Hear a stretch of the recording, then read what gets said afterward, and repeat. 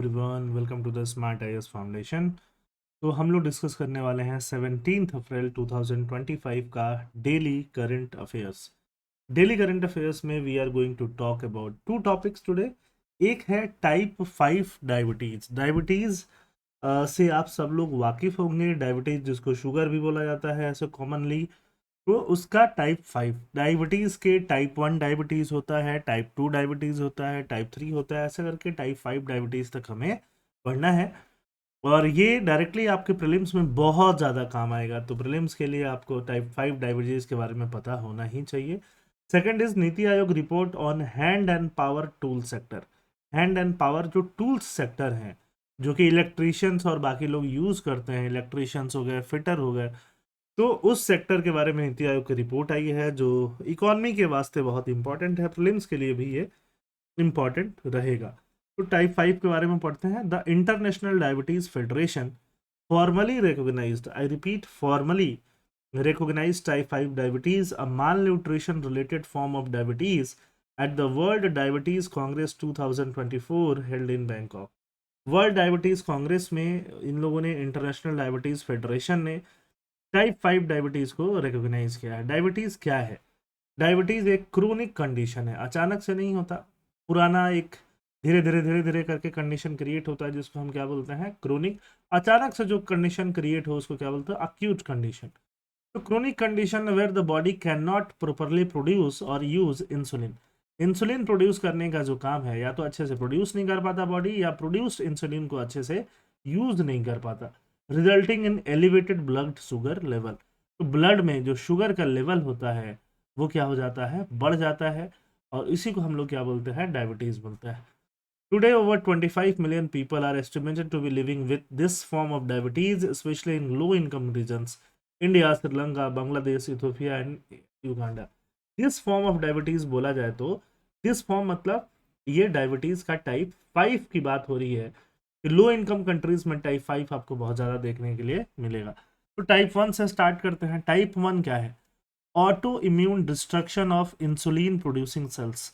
Insulin producing sales जो हैं उसका ऑटो इम्यून अपने आप ही क्या हो रहा है? सेल्स का डिस्ट्रक्शन होते जा रहा है। ये यूथ्स में डिस्कवर हो जाता है। इंसुलिन डिपेंडेंट उनको फिर वो रहते हैं, और जनरली ये कई बार जेनेटिक डिजीज भी निकल के सामने आ जाती है, या बाई बर्थ ऐसा बोला जाए कि उनसे डिजीज ये निकल के सामने आ जाती है। काफ़ी यंग एज में इसका डायग्नोसिस हो जाता है। टाइप 2 होता है लाइफ स्टाइल रिलेटेड, जिसका लाइफ स्टाइल खराब है। फॉर एग्जाम्पल, डाइट उसका बहुत खराब है, कोल्ड ड्रिंक पी रहा है, चिप्स खा रहा है, और ऐसा नहीं कि सिर्फ एक बार खा लिया, एक बार पी लिया, पार्टीज किए जा रहा है, और ऐसा बरसों तक किया जा रहा है, 4 साल, 5 साल, 10 साल। ओबेसिटी हो गया, इनएक्टिव है, फिजिकल वर्कआउट वगैरह नहीं है। तो लाइफ स्टाइल रिलेटेड डिजीज जो है वो उससे क्या होता है? सीधे सीधे type 2 type of disease diabetes होता है। ये सबसे ज़्यादा कॉमन है, सबसे ज़्यादा आजकल यही देखने के लिए मिलता है। लाइफ स्टाइल को अगर इम्प्रूव किया जाए, मेडिकेशन वगैरह लिया जाए, तो ये ठीक हो सकता है। Insulin resistance in the brain, brain में ही इंसुलिन का रेजिस्टेंस हो गया, तो ब्रेन ने इंसुलिन प्रोड्यूस करना ही कम कर दिया, तो ये क्या है? टाइप 3 है। और ये अल्जाइमर के पेशेंट्स को ज़्यादा होता है। जो अल्जाइमर, जो जिससे कि बोलते हैं कि लोग भूल गए, तो एक तरह से ब्रेन सिग्नल देना ही भूल जा रही है। टाइप 4 क्या होता है? Age related. एज रिलेटेड तो ये एल्डरली लोगों में देखा जाता है, और अभी जो हम बात कर रहे हैं वो टाइप 5।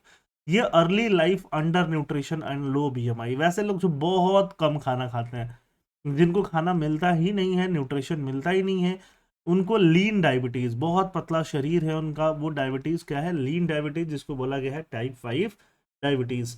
तो डायबिटीज कैसे हो रहा है? देखो, ये ग्लूकोज है, यहाँ पे इंसुलिन है, ये न्यूक्लियस है, सेल है, glucose within the cell, cell के अंदर क्या है? ग्लूकोज है, and open channel for glucose, glucose के लिए क्या है? ओपन चैनल है। तो ये नॉर्मल जो कंडीशन होती है वो ऐसे दिखती है। टाइप 1 डायबिटीज में क्या होगा? टाइप 1 डायबिटीज में देखो, यहाँ पे glucose accumulates in the blood, यहाँ पे ब्लड में ग्लूकोज क्या है? कम है। ब्लड में ग्लूकोज क्या है? कम है। यहाँ पे ब्लड में ग्लूकोज क्या हो रहा है? एक्यूमुलेट हो रहा है। ये आपका ब्लड है, ब्लड में ग्लूकोज जो है बहुत ज़्यादा हो रहा है। न्यूक्लियस आपका एज इट इज़ है, सेल आपका एज इट इज़ है, और यहाँ पे pancreas did not produce insulin, pancreas जो है वो बहुत इंसुलिन प्रोड्यूस नहीं कर पा रहा है, जिसकी वजह से ग्लूकोज जो है एक्यूमुलेट होते जा रहा है। टाइप 2 डायबिटीज़ क्या है? टाइप 2 डायबिटीज में आपका पैंक्रियाज जो है, वो पैंक्रियाज जो है ये ग्लूकोज को, एक तरह से इंसुलिन को प्रोड्यूस कर रहा है, लेकिन ये इंसुलिन जो प्रोड्यूस हो रहा है ये इफेक्टिवली यूज नहीं हो रहा, और ब्लड स्ट्रीम में जो है, ब्लड स्ट्रीम में आपका ग्लूकोज जो है वो बढ़ता जा रहा है। अगर ये इंसुलिन अच्छे से यूज कर पाता ग्लूकोज का, तो ब्लड स्ट्रीम में ग्लूकोज नहीं बढ़ता। तो जो आप खाना खाते हो, स्टमक जो है उसने क्या किया, एक तरह से स्टमक ने ग्लूकोज को ब्लड स्ट्रीम की तरफ फ्लो कराया, और वो ग्लूकोज जो है वो एब्जॉर्ब नहीं हो पाते हैं, बॉडी उसको इफेक्टिवली एब्जॉर्ब नहीं कर पा रही है, और इस तरह ब्लड स्ट्रीम में ग्लूकोज बढ़ जा रहा है। तो यहाँ पे एक तरह से पैंक्रियाज अपना काम कर रहा है। यहाँ पे आप देखोगे तो पैंक्रियाज का क्या है, रेजिस्टेंस है टाइप 1 में। टाइप 2 में ऐसा नहीं है, बट बॉडी फंक्शन अच्छे से नहीं हो पा रहा। टाइप 5 क्या है, a form of diabetes primarily link to severe malnutrition. Severe malnutrition Asia में, अफ्रीका में देखने के लिए मिलेगा। कॉजेज क्या है, protein energy malnutrition during critical growth years. Critical growth years में protein energy related malnutrition. Long term dietary deficiency हो जाती है, प्रोटीन एंड माइक्रोन्यूट्रिएंट्स की एक तरह से deficiency. Possibly link too early life under nutrition. Symptom क्या है, सडन वेट लॉस और कंसिस्टेंटली लो वेट। अगर सडन वेट लॉस हो रहा है और कंसिस्टेंटली वेट लॉस हो रहा है तो ये एक सिम्टम देखने के लिए मिलेगा। फ्रिक्वेंट यूरिनेशन, फ्रिक्वेंट अगर यूरिनेशन हो, बहुत ज़्यादा भूख लग जाए, एक्सेसिव थ्रस्ट, ये है सिम्टम देखने के लिए मिलेगा। Symptom mimic type 1 diabetes but respond differently. Insulin therapy अलग तरह से रिस्पॉन्ड करती है, बट टाइप 1 डायबिटीज जैसा ही कुछ कुछ देखने के लिए मिलता है। At the international diabetes federation world diabetes Congress held in Bangkok in April 2025, new type 5 diabetes working group was launched, chaired by Nihal Thomas and Meredith Hawkins. The group aims to define diagnostic criteria की diagnostic criteria क्या होगा type 5 diabetes के लिए। Global registry बनाई जाएगी, research को promote किया जाएगा, एजुकेशनल मॉडल को क्रिएट किया जाएगा। वेलोर डिक्लेरेशन क्या है, it emphasises the need for urgent research and awareness about type 5 diabetes. चलिए अब hand and power tool sector के बारे में बात करते हैं। नीति आयोग ने लॉन्च किया है report unlocking $25 plus billion export. $25 billion का तो हम एक्सपोर्ट कर पाएंगे, किस सेक्टर में कर पाएंगे, hand and power tool sector में कर पाएंगे, hand and power tool sector. तो ये देखो आप, प्रेस इंफॉर्मेशन ब्यूरो का ये रिपोर्ट है, डायरेक्टली ये हम लोगों ने न्यूज़पेपर से नहीं लिया है, प्रेस इंफॉर्मेशन ब्यूरो से लिया है। दैट्स वाई मैं अपना जो ये करंट अफेयर्स है इसका नाम होता है डेली करंट अफेयर्स। न्यूज़पेपर नहीं है, न्यूज़पेपर के अलावा भी सोर्सेज हैं जहां से करंट अफेयर्स कवर किया जा सकता है।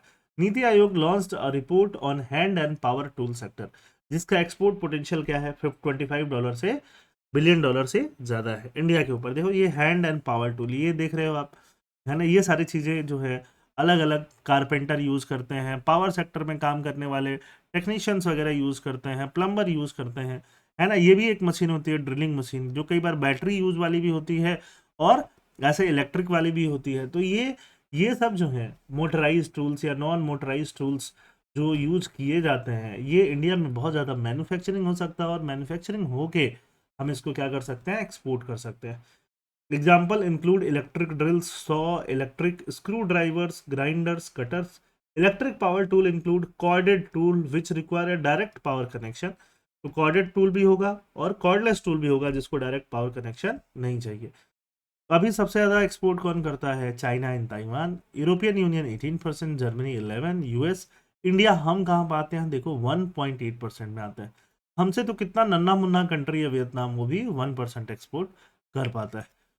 पावर टूल का एक्सपोर्ट की अगर हम बात करें, ये हैंड टूल हो गया और ये power tool. Power tool China and Taiwan 37% पे आते हैं, इंडिया तो यहाँ पे 0.6% में है। देखो हमसे तो ऊपर वियतनाम ही है पावर टूल को एक्सपोर्ट करने में। ठीक है, तो यहाँ पे हम लोगों को आगे बढ़ना पड़ेगा। Trends in the hand and power tool sector. Global market, global tool market is projected to grow to $190 billion. China इसमें डोमिनेट करता है। इंडिया का करंट पोजीशन मैंने आपको बता दिया कि बहुत खराब चल रहा है। Opportunity for India. India has the potential to unlock $25 billion in exports by targeting 10% of global market share. हम ये भी नहीं बोल रहे हैं कि हम 50% of the global market share लेके बैठ जाएंगे। चाइना 40% 50% लेके बैठा है, बट एटलीस्ट हम 10% तो लेके बैठ सकते हैं, और 10% बहुत ज़्यादा भी नहीं है। And 25% in hand tools. तो हैंड टूल्स में 25% और 10% जो है हम पावर में हम लेकर के बैठ जाएं। Achieving this target could create 3.5 million jobs. India में 3.5 मिलियन जॉब्स क्रिएट होगा, इकोनॉमिक ग्रोथ होगा, एम्प्लॉयमेंट जनरेट होगा और हम इस सेगमेंट में एटलीस्ट ग्लोबल लीडर बन के उभरेंगे। चैलेंजेस क्या है? India's tool sector is 14-17% more expensive.